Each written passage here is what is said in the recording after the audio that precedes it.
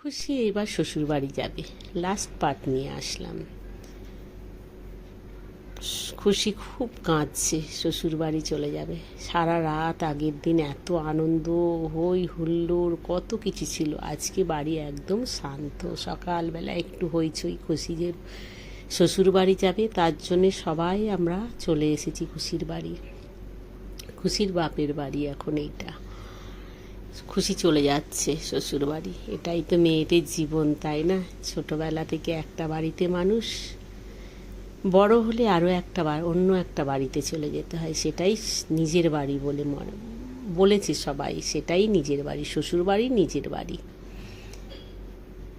খুব কাঁদছে খুশি। খুশির কান্না দেখে সবাই কাঁদছে। খুশিকে আমরা সবাই গাড়িতে বসাতে যাচ্ছি।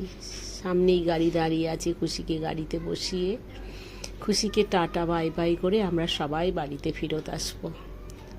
সবাই যে আমরা সব ছিলাম সবাই গেছি খুশির বাড়িতে, খুশিকে শ্বশুর বাড়িতে পাঠানোর জন্যে।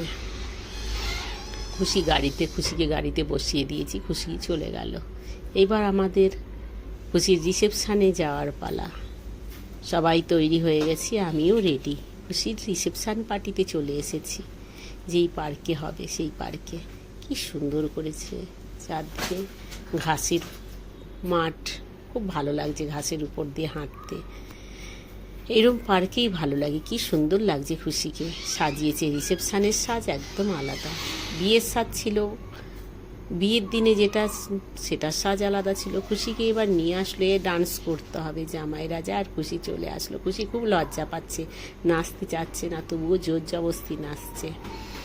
খুব ভালো লাগছে। সবাই মিলে নাচ গান করার পরে একটু ভাই খেতে তো হবেই, পেট পুজো করতে হবে, তাই একটু পেট পুজোর জন্য চলে গেলাম। আর এদের সব ফটো তোলার আর শেষ হচ্ছে না। আর এই মেয়েটা এত ফটো, মানে যেখানেই ফোন দেখবে শুধু ফটো তুলবে। আমি বলছি বলে ও বলছে হ্যাঁ তুলবো তোলো। তো সবাই এবার ফটো তুলতে ব্যস্ত। এই দেখো কে কীরকমভাবে ফটো তুলবে, সব ব্যস্ত হয়ে গেছে। খুব আনন্দ হচ্ছে। হয়ে গেল খুশির বিয়ে, বাস আজকের রাতটা হলেই হয়ে গেল। আবার অন্য কার বিয়ে হবে সেটা আবার সেই দিন, সেই আর এনজয় হবে। আমরা বান্ধবীরা মিলে আইসক্রিম নিয়ে, উফ কি টেস্টি! গরমের দিনে আইসক্রিম তো যেন জান।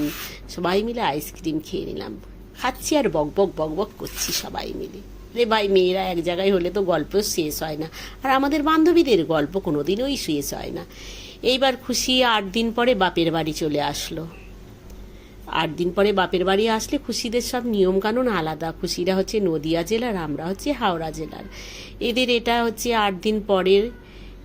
বিয়ের সময় যে নিয়মকানুন ছিল তারই কিছু সাজ সরঞ্জাম ছিল, সেটা নিয়েই কি হবে, জামাই রাজা হাঁড়ির ঢাকনা খুলবে, খুশি হাঁড়ির ঢাকনা লাগাবে, একটু যেন আওয়াজ না হয়। যারা আওয়াজ হবে হাঁড়ির, তো গুম করে কিল মারবে সবাই, দুম করে। এই দেখো কি করেছে, জামাই রাজা হাঁড়ির ঢাকনা খুলছে আর খুশি হাঁড়ির ঢাকনা দিচ্ছে। এটাই হচ্ছে খেলা।